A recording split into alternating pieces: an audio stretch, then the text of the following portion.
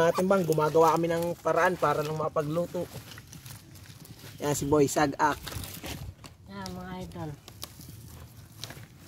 Nung kabataan ko pa, yan rin ang aking ginagawa sa bundok. Kaya magpapaliwanag sila ng kwento niya. Kapag ako'y inuutusan ng aking tatay na sumaka, mag-ano ng kalabaw, medyo nagugutom, bera ang aking ginagawa pag ako naabot sa daan. Nakuha ko ng 2 kahoy, maganda nga yun, may salanga, parang balatik. Tapos, tinatalian, hindi walang panali. Grabe musok.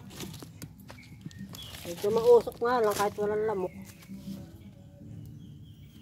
Ayan, pamaypay. Wala rin pamaypay. Ayan yung pamaypay niya, balat ng coco lumber. Grabe talaga mga Pinoy, mga atimbang, sobrang galing gagawa ng paraan. Ang tayong tali. Pwede na ito. Natatalian pa.